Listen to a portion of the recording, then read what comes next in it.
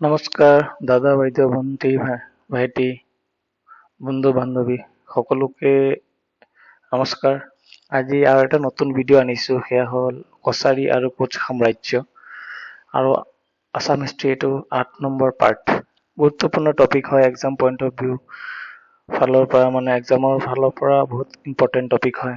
চ' ইয়াৰ পৰা কুৱেশ্যন প্ৰত্যেকটো এক্সামতে দেখিবলৈ পোৱা যায়। লাষ্ট ক্লাছত আমি পঢ়িছিলো চুতীয়াসকলৰ বিষয়ে পঢ়িছিলো, সতী সাধনীৰ বিষয়ে পঢ়িছিলো। চ' আজি আমি পঢ়িম কি কছাৰীসকল আৰু কোচসকলৰ বিষয়ে।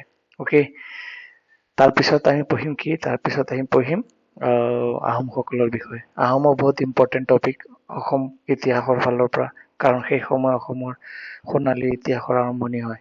ঠিক আছে, চ' প্ৰথম আমি আজি কছাৰীসকল আৰম্ভ কৰিম। চ' ইয়াৰে কিছু কি কয় ইম্পৰ্টেণ্ট ডায়েগ্ৰাম বা মেপ মই আঁকি থৈছো। চ' বহুত ইম্পৰ্টেণ্ট হয়। এই ডায়েগ্ৰামৰ পৰা কছাৰী সাম্ৰাজ্যৰ গোটেই থিমটো তোমালোকে বুজি পাবা, মানে পুৰা কি কয় ট্ৰেইলাৰটো বুজি পাবা ইয়াৰ পৰাই, এই ডায়েগ্ৰামৰ পৰাই। তাৰ উপৰি আমি আৰু বিষয়ে পঢ়িম, যিহেতু কছাৰী সাম্ৰাজ্য কি হয়, ত্ৰয়োদশ শতিকাৰ আৰম্ভণিতে, মানে যেতিয়া আহোমসকল অসমৰ ৰাজনৈতিক দৃশ্যপটত আবিৰ্ভাৱ হৈছিলে, সেই সময়তে কছাৰীসকল আছিল আটাইতকৈ গুৰুত্বপূৰ্ণ আৰু সংগঠিত জনগোষ্ঠী। অ'কে, আৰু কছাৰীসকলৰ কি আছিলে, ক'লৈকে ৰাজ্য বিস্তাৰ হৈ আছিলে চাব পাৰো। দিখৌ নদী, এই দিখৌ নদী দেখিছা নহয়, এইফালে চাবা, মেপত চাবা। এই দিখৌ নদীৰ, তাৰপিছত কপিলী নদী, এইফালে হাফলং, তাৰপিছত capital Dimapur, north Cachar hills, Cachar area, এইফালে নগাঁও, হোজাই, এই গোটেইখিনি অঞ্চল সামৰি লৈছিলে কোনে, কছাৰী কিংডম। অ'কে, ব্ৰহ্মপুত্ৰ ৰিভাৰৰ এইফালৰ পৰা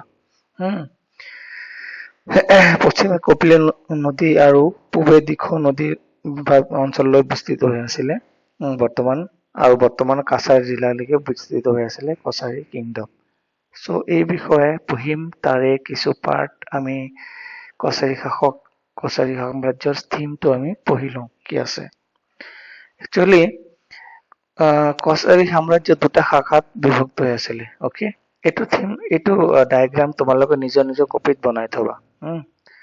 কছাৰীসকলৰ দুটা শাখা আছিলে, এটা শাখা শদিয়া অঞ্চলত আৰু এটা শাখা আছিলে ব্ৰহ্মপুত্ৰৰ দক্ষিণ পাৰত। হয়, চ' ব্ৰহ্মপুত্ৰৰ দক্ষিণ পাৰত থকা কছাৰীসকলে 3 জেগাত ৰাজধানী পাতিছিলে। সেয়া প্ৰথম হ'ল ডিমাপুৰ, তাৰপিছত বনিছিলে মাইবঙত, তাৰপিছত ৰাজধানী হৈছিলে খাছপুৰত, কাছাৰ জিলাত খাছপুৰ। অ'কে, তো শদিয়াসকলে বিভিন্ন নামেৰে জনাজাত আছিলে সেই সময়ত। কি নাম? মেচ, ডিমাচা, বড়ো বা বড়োফিছা, তেনেকুৱা বিভিন্ন ধৰণৰ নামেৰে কছাৰীসকল সেই সময়ত জনাজাত আছিলে। অ'কে, আৰু সেই সময়ত এজন কছাৰী ৰজা আছিলে, ৰজাজনৰ নাম আছিলে কি বিচাৰ প্ৰতিভা, আৰু তেখেতৰ সমসাময়িক আহোম ৰজা আছিলে চুকাফা।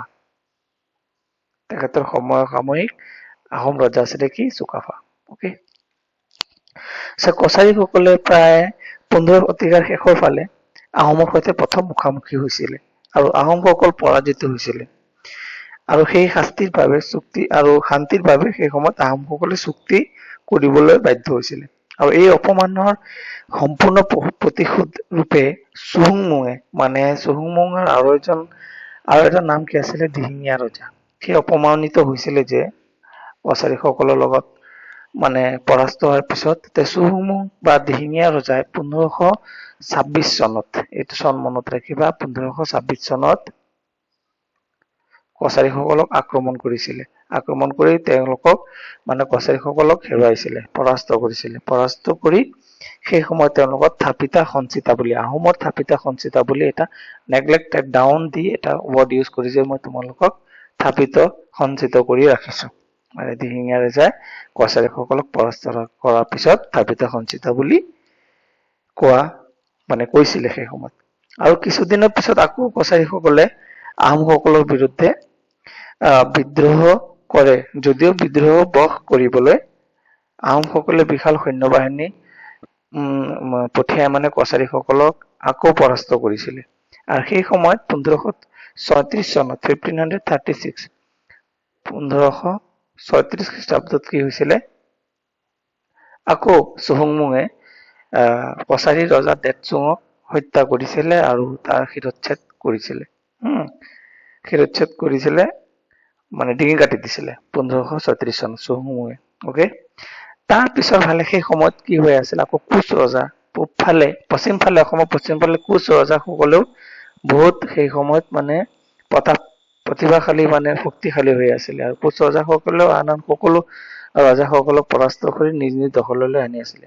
আৰু 1536 চনৰ পিছত যেতিয়া দেৱচুঙক হত্যা কৰাৰ পিছত কোচ ৰজা 1562 চনত নৰনাৰায়ণ, কোচ ৰজা সেই সময়ত আছিলে নৰনাৰায়ণে 1562 চনত কছাৰীসকলক আক্ৰমণ কৰি পৰাস্ত কৰিছিলে। পৰাস্ত কৰি কি কৰিছিলে, তেওঁলোক মানে নৰনাৰায়ণৰ ভাতৃ কমল নাৰায়ণ, তেখেতৰ আৰু এটা নাম আছিলে কি, গোসাই কমল। গোসাই কমলক কাছাৰৰ গভৰ্ণৰ পাতিছিলে।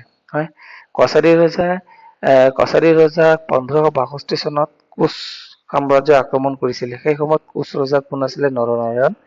আৰু নৰনাৰায়ণে আক্ৰমণ কৰি তেখেতৰ ভাতৃ কমল নাৰায়ণ বা উৰ্ফে গোসাই কমলক মানে কাছাৰৰ গভৰ্ণৰ নিযুক্তি দিছিলে। অকে, আৰু ইয়াৰ পৰা মানে যেতিয়া কোচসকলে কছাৰীসকলক নিজৰ অধীনলৈ আনিছিলে, আহোমসকলেও কোচসকলৰ অধীনলৈ আহিছিলে। আৰু তেতিয়া তাৰ পিছৰ পৰাই মানে আহোমসকলে কছাৰীসকলৰ লগত আৰু কোনো ধৰণৰ যুদ্ধত লিপ্ত হোৱা নাছিলে, কিয়নো সেই সময়ত কোচ ৰজাসকল বহুত শক্তিশালী হৈ আছিলে। কোচসকলে কছাৰী আৰু আহোম দুয়ো সাম্ৰাজ্যক নিজৰ অধীনলৈ আনিছিলে। অকে, তাৰপিছত আৰু এজন কোচ ৰজাৰ বিষয়ে আমি শাসকৰ বিষয়ে অলপ জানি থোৱা ভাল। সেইজনৰ নাম আছিলে কি, শত্ৰু দমন।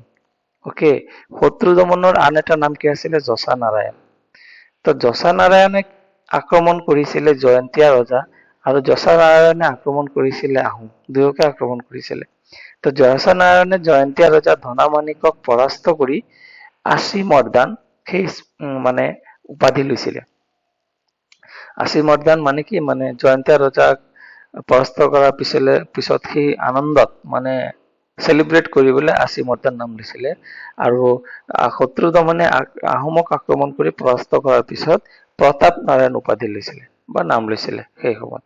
অকে, চ' ইয়াত চাবা শত্ৰু দমন যে আছে, কছাৰী ৰজা শত্ৰু দমন, তেখেতৰ আচি মৰ্দান নাম এটা হ'ল, যশা নাৰায়ণ নাম এটা হ'ল, প্ৰতাপ নাৰায়ণ, চব একেটা নাম, এজন মানুহৰে নাম বা উপাধি। অকে, চ' মাইবঙৰ যিটো কি কয়, কছাৰীসকলৰ যে মাইবঙৰ যি ৰাজধানী আছিলে, সেই মাইবঙৰ নাম এই কছাৰী শাসক শত্ৰু দমনে কীৰ্তিপুৰলৈ পৰিৱৰ্তন কৰিছিলে। মানে মাইবঙৰ নাম কীৰ্তিপুৰলৈ পৰিৱৰ্তন কৰিছিলে। অকে, এইটো মনত ৰাখিবা, ইম্পৰ্টেণ্ট হয়।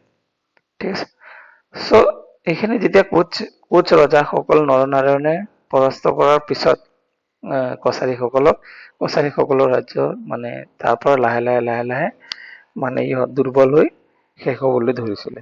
অকে, চ' এইখিনি হ'ল কছাৰী সাম্ৰাজ্যৰ বিষয়ে অলপ পঢ়িলো। যিখিনি এই পইণ্টখিনি কছাৰী সাম্ৰাজ্যৰ কাৰণে যথেষ্ট।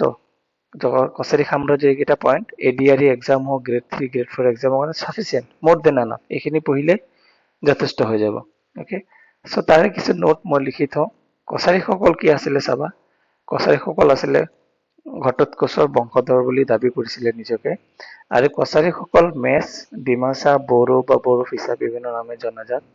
চুকাফাৰ সমসাময়িক ৰজা আছিলে বিচাৰপতি খাঁ, অলপ আগত পঢ়িলো।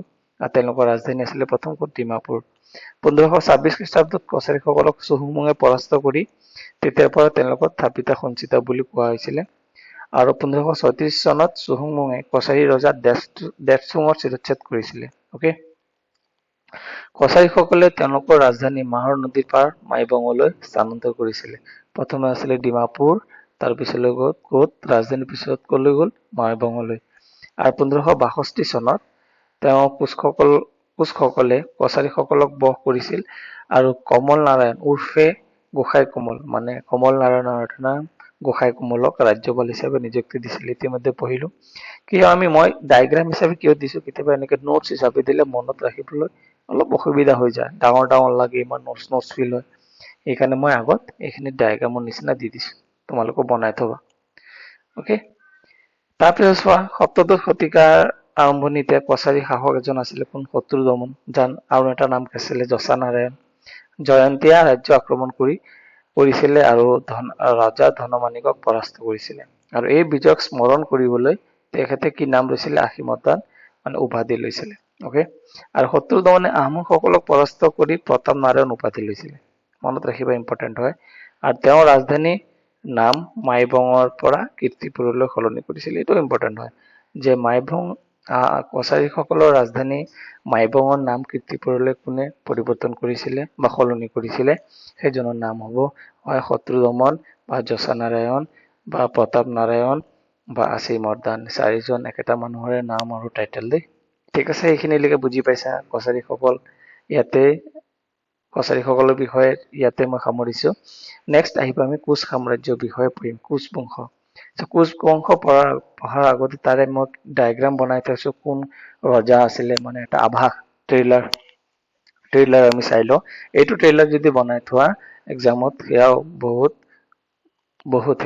বহুত মানে চাফিচিয়েণ্ট গ্ৰেড 3 এক্সামৰ কাৰণে। অকে, চোৱা, প্ৰথমে কোচ সাম্ৰাজ্যৰ বিষয়ে পঢ়ো, তাহাৰ পূৰ্বপুৰুষৰ বিষয়ে চাব লাগিব। কোচ সাম্ৰাজ্যৰ পূৰ্বপুৰুষ হয়, কোচ সাম্ৰাজ্যৰ পূৰ্বপুৰুষ কোন আছিলে?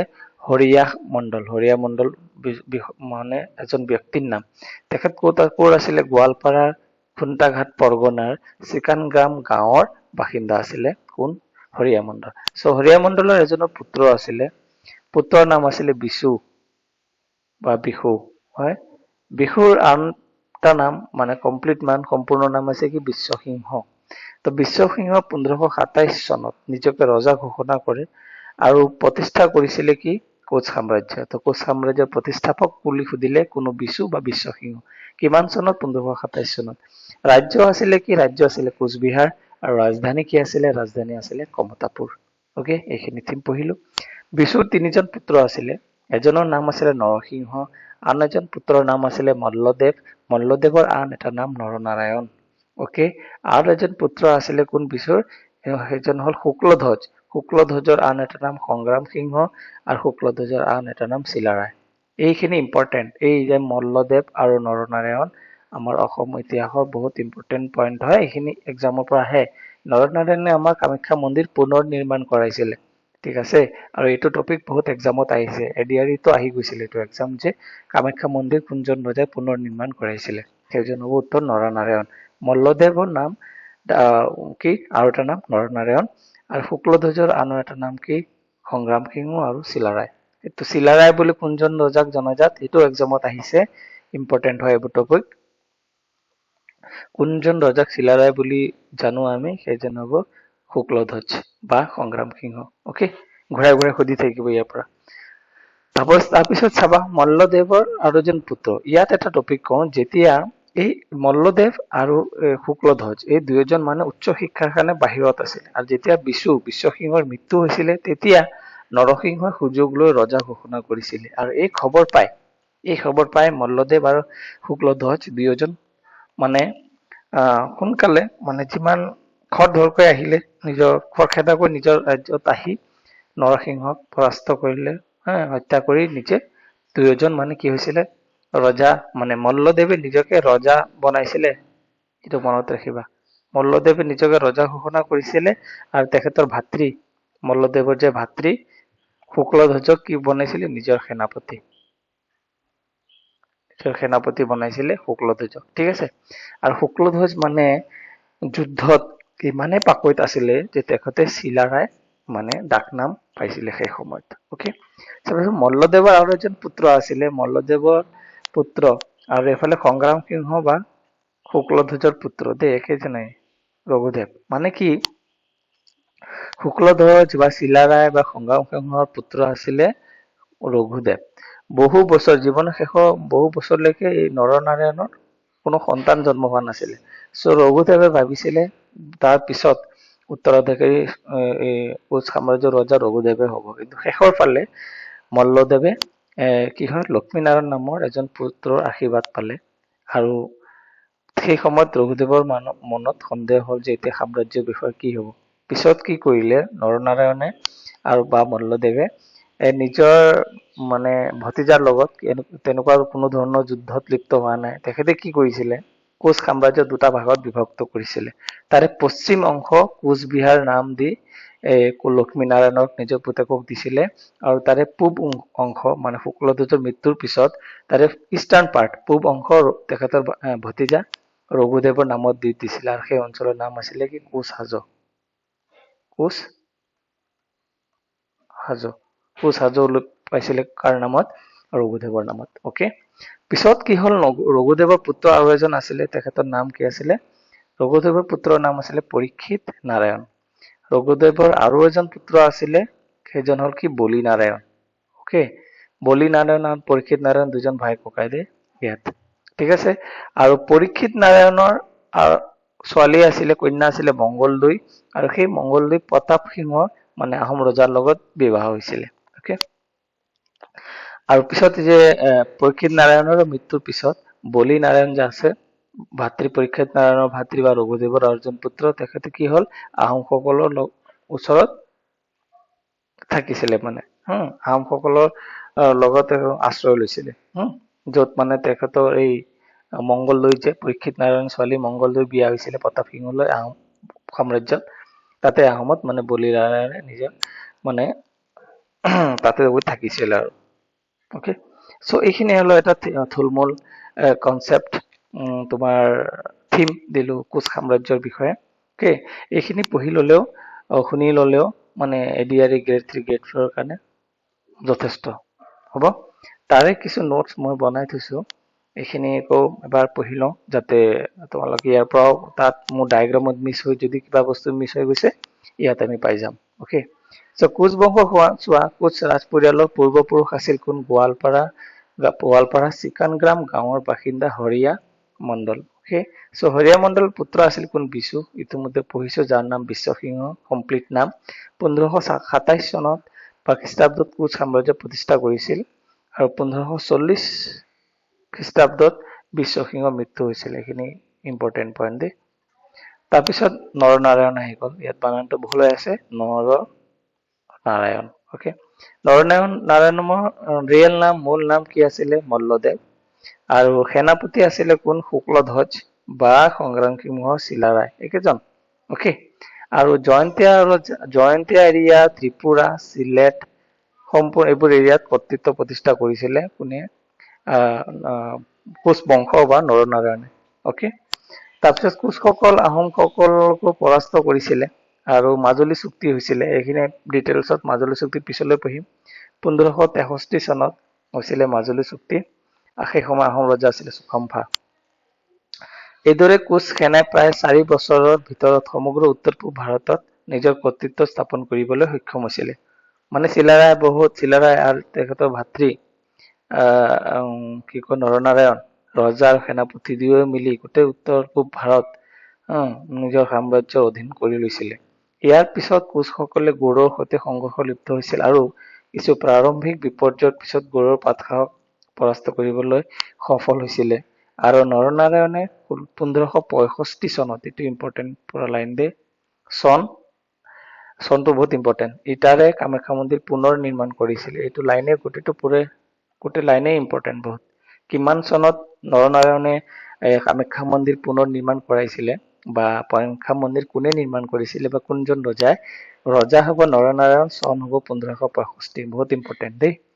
আৰু 1572 পৰা 65 চনৰ মাজৰ কোনো এটা সময়ত সৰু আইৰ স্মল পক্সৰ বাবে চিলাৰায়ৰ মৃত্যু হৈছিলে। এইটো ইম্পৰ্টেণ্ট হয়, চিলাৰায়ৰ মৃত্যু কেনেকৈ হৈছিলে, আৰু কেইবাবছৰ ধৰি কোচ ৰাজ্যত আৰু কোনো ধৰণৰ যুদ্ধ হোৱা নাছিলে, কাৰণ যুদ্ধৰ মেক্সিমাম দায়িত্ব লৈ থৈছিলে চিলাৰায়ে, মানে শুক্লধ্বজে।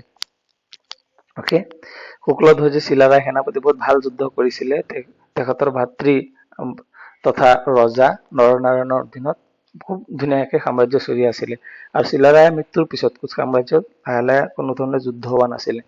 আৰু যেতিয়া কি কয় দুটা ভাগত বিভক্ত হৈ গৈছিল কোচ সাম্ৰাজ্য, তেতিয়াৰ পৰাই কোচ সাম্ৰাজ্য লাহে লাহে দুৰ্বল হৈ গৈছিলে।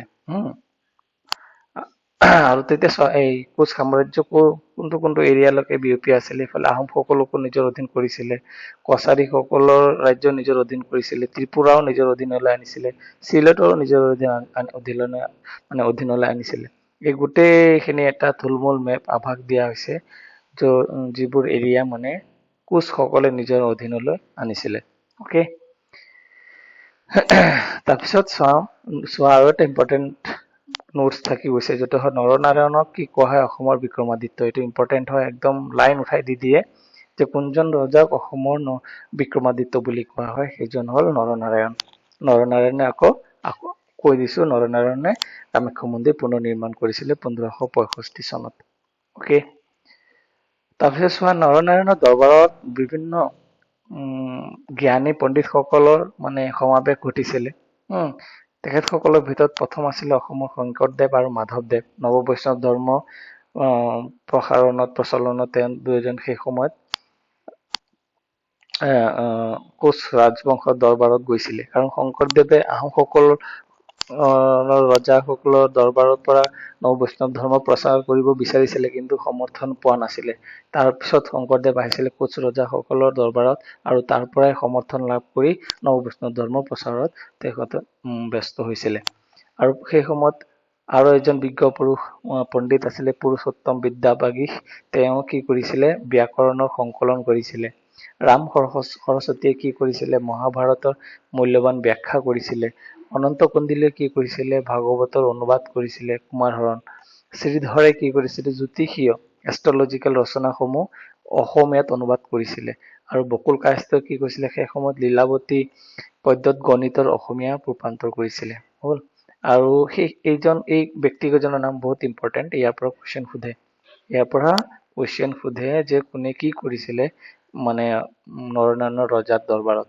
মই কুৱেশ্যনো ৰাখিছো পিছলৈ MCQত আমি পাম আৰু নৰনাৰায়ণৰ পিছলৈ শ্ৰীমন্ত শংকৰদেৱৰ শৰণ ল'বলৈ বিচাৰিছিলে যদিও তেওঁৰ আশা পূৰ হোৱাৰ আগতে আমাৰ মহাপুৰুষ শ্ৰীমন্ত শংকৰদেৱৰ মৃত্যু হৈছিলে অ'কে চ' এইখিনি আমি আৰু এটা পাৰ্ট আছে এইখিনিত আমিতো পঢ়িব লাগিব যে নৰনাৰায়ণৰ এই ডায়েগ্ৰামত মই বুজাই দিছিলো তথাপিও আৰু এবাৰ পঢ়াই দিওঁ মনত থাকিব নৰনাৰায়ণৰ পিছত কোচ ৰাজ্যক নিজৰ পুতেক লক্ষ্মীনাৰায়ণ আৰু চিলাৰায়ৰ পুত্ৰ ৰঘুদেৱৰ মাজত বিভক্ত কৰিছিলে মই ইতিমধ্যে ট্ৰেইলাৰত দেখুৱাইছো আৰু 1587 চনত নৰনাৰায়ণৰ মৃত্যুৰ পিছত কোচ ৰাজ্য যথেষ্ট দুৰ্বল হৈ পৰিছিলে আৰু 1603 চনত ৰঘুদেৱৰ মৃত্যু হয় আৰু তেওঁৰ পুত্ৰ পৰীক্ষিত নাৰায়ণ উত্তৰাধিকাৰী হয় অ'কে আৰু পৰীক্ষিতে নিজৰ ৰাজধানী উত্তৰ গুৱাহাটীলৈ স্থানান্তৰ কৰিছিলে এইটো ইম্পৰ্টেণ্ট লাইন হয় ঠিক আছে ৰঘুদেৱৰ পুত্ৰ পৰীক্ষিত মই দেখাই দিছো ইতিমধ্যে ডায়েগ্ৰামত চাই ল'বা দেই গুৱাহাটীলৈ নিজৰ ৰাজধানী স্থানান্তৰ কৰিছিলে আৰু পৰীক্ষিতে 1608 চনত নিজৰ কন্যা মংগল লৈ আহোম ৰজা প্ৰতাপ সিংহলৈ বিয়া দিছিলে বুজিছো অলপ আগত লক্ষ্মীনাৰায়ণে মোগলৰ সমৰ্থনত পৰীক্ষিত নাৰায়ণক আক্ৰমণ কৰিছিলে এই যে লক্ষ্মীনাৰায়ণ আছে লক্ষ্মীনাৰায়ণ ইফালে আছে আমাৰ ভাৰতৰ এৰিয়াখিনি মেপ অ'কে এইটো চাইডত মোগলসকল আছিলে মোগলসকলৰ ওচৰত সাম্ৰাজ্য আছিলে কোচবিহাৰ লক্ষ্মীনাৰায়ণে আৰু ইয়াৰ পৰা মোগলসকলে সমৰ্থন কৰিছিল কোচবিহাৰৰ লক্ষ্মীনাৰায়ণে আৰু এই লক্ষ্মীনাৰায়ণে তাৰ এইটো চাইডত থকা কোচসকলৰ লগতো মানে কি কৰিছিলে যুদ্ধ কৰিছিলে আৰু আক্ৰমণ কৰিছিলে আৰু পৰীক্ষিত নাৰায়ণে পিছত কি হ'ল আক্ৰমণৰ পিছত নাৰায়ণে আত্মসমৰ্পণ কৰিব লগা হৈছিল আৰু তেওঁক দিল্লীলৈ পঠিওৱা হৈছিল পৰীক্ষিত নাৰায়ণৰ ভাতৃ বলি নাৰায়ণ মই যে দেখুৱাইছিলো অলপ আগত চাৰ্টত বলি নাৰায়ণে আহোমসকলৰ অধীনত আশ্ৰয় লৈছিলে অ'কে চ' এইখিনিলৈ আমি শেষ কৰিলো কি কোচ সাম্ৰাজ্যৰ বিষয়ে এইখিনি যিমানখিনি পঢ়াইছো বা নোটছ দিছো এইখিনি যথেষ্ট আমাৰ গ্ৰেড 3 গ্ৰেড 4 এক্সামৰ কাৰণে অ'কে চ' এতিয়া আমি MCQs খিনি বহুত ইম্পৰ্টেণ্ট হয় আমাৰ কাৰণে প্ৰেক্টিচ কৰিব পাৰিম নোটছ খিনি লিখি ললে আৰু MCQs খিনি পঢ়ি ললে সাফিচিয়েণ্ট হৈ যাব তোমালোকৰ কাৰণে এই কোচ আৰু কছাৰীসকলৰ বিষয়ে অ'কে ফাৰ্ষ্ট কোৱেশ্চন কি আছে চোৱা প্ৰথম প্ৰশ্ন আছে হুইচ কছাৰীসকলক আন কি নামেৰে জনাজাত কছাৰীসকলক মেচ নামেৰেও জনাজাত ডিমাচা নামেও জনাজাত বড়ো বা বড়োফিছা নামেও জনাজাত তো সঠিক আনসাৰ হ'ব অল অফ দা আবভ গোটেইখিনি অ'কে নেক্সট কুৱেশ্চন কোন চনত আহোমসকলে প্ৰথমবাৰৰ বাবে কছাৰীসকলক পৰাজিত কৰিছিলে সেয়া 1526 চনত চুহুংমুঙে আক্ৰমণ কৰিছিলে অ'কে 1526 চনৰ পিছত কছাৰী ৰাজ্য কাৰ অধীনত আধিপত্য স্বীকাৰ কৰিছিলে? আহোম।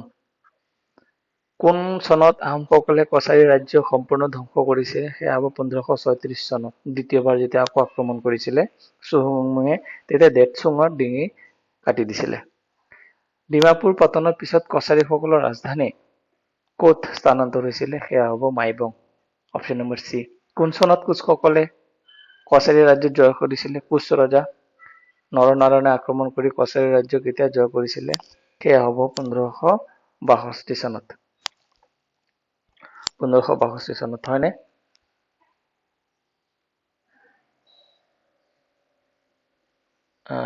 হয়।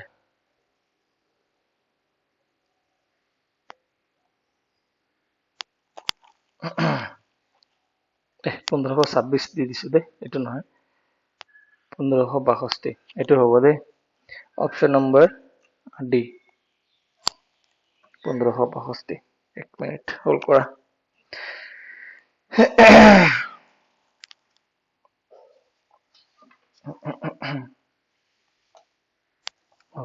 ঠিক আছে। এইটো অপশ্যন নম্বৰ বি, এইটো মই ভুলতে মাৰি দিলো। এইটো ইলুজন হৈ গ'ল মোৰ মূৰত 26 আৰু 62 ভিতৰত। অপশ্যন নম্বৰ ডি দেই, যে কোচ ৰজা নৰনাৰায়ণে আক্ৰমণ কৰিছিলে। নহয়, এইটো 147 ক'ৰ বেলেগ কুৱেশ্যন আহি গ'লচোন। এইটো ঠিক হয় দেই, এইটো কুৱেশ্যন ঠিক আছে। কোন চনত আহোমসকলে প্ৰথমবাৰৰ বাবে কছাৰীসকলক পৰাজিত কৰিছিলে? এইটো ঠিক আছে, 1526, এইটো হয় 1526, এইটো আহোম। এই কোচৰ বিষয়ে প্ৰশ্ন এটা আছিলে ন, কলি গ'ল। কোচ কোচ কোচ, এইটো। কোন চনত কোচসকলে কছাৰী ৰাজ্য জয় কৰিছিলে? কোচ ৰজা নৰনাৰায়ণে আক্ৰমণ কৰিছিলে 1562 চনত। আক্ৰমণ কৰি কাছাৰৰ গভৰ্ণৰ তেখেতৰ এজন ভাতৃ গোসাই কমলক নিজৰ গভৰ্ণৰ পাতিছিলে। ঠিক আছে। নৰনাৰায়ণে কাক কছাৰী ৰাজ্যৰ শাসক হিচাপে নিযুক্তি দিছিলে? সেয়া গোসাই কমল, বা তাৰ নাম কি আছিলে? কমল নাৰায়ণ। জয়ন্তীয়া শাসকসকলক পৰাজিত কৰাৰ পিছত প্ৰতাপ নাৰায়ণে কোন উপাধি লাভ কৰিছিলে? সেয়া হ'ব আছিমৰ্দান। হয়, আছিমৰ্দান। প্ৰতাপ নাৰায়ণে আছিমৰ্দান নাম লৈছিলে। অকে।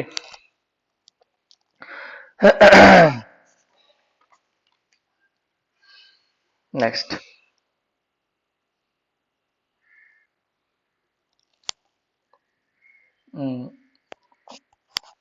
কোচ ৰাজ্যৰ প্ৰতিষ্ঠাপক কোন আছিলে? কোচ ৰাজ্যৰ প্ৰতিষ্ঠাপক আছিলে বিশ্বসিংহ বা বিশু।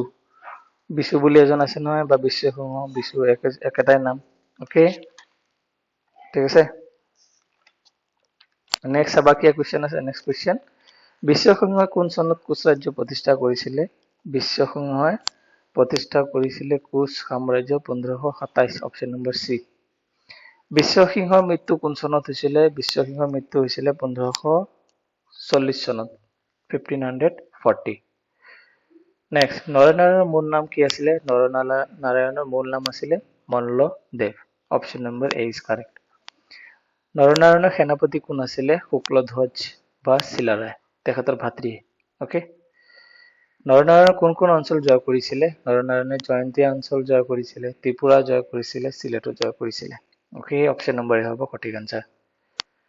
1565 চনত কামাখ্যা মন্দিৰ পুনৰ নিৰ্মাণ কাৰ শাসন কালত হৈছিলে? সেইজন হ'ব নৰনাৰায়ণ।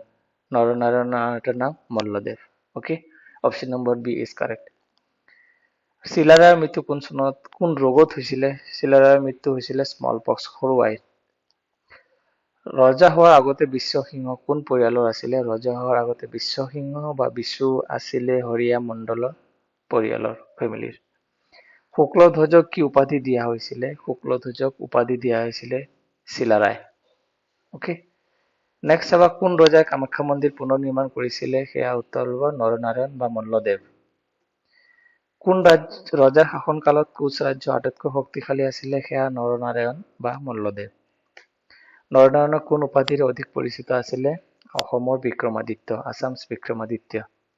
নৰনাৰায়ণৰ ৰাজসভাত কোনসকল পণ্ডিতৰ পৃষ্ঠপোষকতা হৈছিলে? নৰনাৰায়ণৰ ৰাজসভাত কালিদাস অহা নাছিলে, চাণক্য অহা নাছিলে, বৰ্ণভট্ট নাছিলে, ভাস্কৰ নাছিলে, হেম সৰস্বতী নাছিলে, মাধৱ কন্দলী নাছিলে, অনন্ত কন্দলী আছিলে তাত, অনন্ত কন্দলী। অ'কে, চ' শংকৰদেৱ আৰু মাধৱদেৱ আছিলে সেই সময়ত নৱ বৈষ্ণৱ ধৰ্মৰ প্ৰচাৰত। নৰনাৰায়ণৰ শাসনকালত কোনখন ব্যাকৰণ সংকলন কৰা হৈছিলে? নৰনাৰায়ণৰ শাসনকালত ব্যাকৰণ সংকলন কৰা হৈছিল, কোনজনে কৰিছিলে? Purushottam Vidyabagish. Purushottam Vidyabagish, option number B. নৰনাৰায়ণৰ সময়ত ভাগৱত কোনে অনুবাদ কৰিছিলে? নৰনাৰায়ণৰ সময়ত ভাগৱত অনুবাদ কৰিছিলে ৰাম সৰস্বতী। লৈ গ'ল, চৰি, ৰাম সৰস্বতী নহয়, ভাগৱত অনুবাদ কৰিছিলে অনন্ত কন্দলী। অনন্ত কন্দলী, অনন্ত কন্দলী, এই অপশ্যন নম্বৰ বি। অনন্ত কন্দলী কি কৰিছিলে? ভাগৱত অনুবাদ কৰিছিলে। জ্যোতিষীয় ৰচনাসমূহ অসমীয়ালৈ অনুবাদ কোনে কৰিছিলে? জ্যোতিষীয় ৰচনাসমূহ অসমীয়ালৈ অনুবাদ কৰিছিলে Sridhar. Option number B. Lilavati গণিতৰ অসমীয়া অনুবাদ কোনে কৰিছিলে? সেইজন আছিলে Bakul Kayastha. Option number B is correct. জীৱনৰ শেষ ভাগত কোনজন মহাপুৰুষে নৰনাৰায়ণ ৰাজসভাত পৰিদৰ্শন কৰিছিলে? সঠিক উত্তৰ শংকৰদেৱ। Option number B. নৰনাৰায়ণক কিহৰ বাবে বিশেষভাৱে স্মৰণ কৰা হয়? অসমৰ Vikramaditya, Assam's Vikramaditya. Option number B is correct. Okay, so' এইখিনি কুৱেশ্যন আমি পঢ়িলো নৰনাৰায়ণ মানে কোচ সাম্ৰাজ্য আৰু কছাৰী সাম্ৰাজ্যৰ বিষয়ে। নেক্সট আমি পঢ়িম আহোমসকলৰ বিষয়ে আৰম্ভ কৰিম। চ' ঠিক আছে, চ' আহোমৰ পাৰ্ট বহুত ইম্পৰ্টেণ্ট থাকিব আমাৰ অসমৰ যিকোনো ষ্টেট গভৰ্ণমেণ্ট এক্সামৰ কাৰণে, কাৰণ আহোমসকলৰ পৰা কুৱেশ্যন থাকে, মিছ নাযায়, থাকিবই প্ৰত্যেকবাৰ। কোচ ৰজাৰ বিষয়ে, কছাৰী ৰজাসকলৰ বিষয়ে আৰু কি কয় আহোমসকলৰ বিষয়ে প্ৰশ্ন 100% থাকিব। কিবা পঢ়া নপঢ়া এইকেইটা পাৰ্টটো পঢ়িবই লাগে। বাকী আগত যিমানখিনি ভিডিঅ' বনাইছো সেইখিনিও বহুত ইম্পৰ্টেণ্ট হয়। চ' এইখিনিলৈকে আজিৰ ভিডিঅ' আমি সামৰিছো। নেক্সট আমি লগ পাম আহোমৰ বিষয়ে। ভিডিঅ'টো যদি ভাল লাগিছে লাইক, শ্বেয়াৰ এণ্ড ছাবস্ক্ৰাইব নিশ্চয় কৰিবা। আৰু টেলিগ্ৰাম চেনেলত মানে ডেছক্ৰিপশ্যনত মোৰ টেলিগ্ৰাম চেনেলৰ লিংক দিম, সেইটো 100% কিন্তু জইন কৰি ল'বা, কাৰণ তাতে মই কাৰেণ্ট এফেয়াৰ্ছৰ MCQs, কুৱেশ্যন, PDF, বিভিন্ন ধৰণৰ নোটছ মই তাতে মানে কি কৰোঁ, শ্বেয়াৰ কৰোঁ। অ'কে, চ' ভিডিঅ'টো মই ইয়াতে সামৰিছো। আকৌ লগ পাম নেক্সট ভিডিঅ'ত। তেতিয়ালৈকে ভালকৈ থাকা, ভালকৈ পঢ়া, সুস্থ থাকা, হেপী থাকা। ৰাখিছো এতিয়া। জয় আই অসম, জয় হিন্দ, জয় ভাৰত।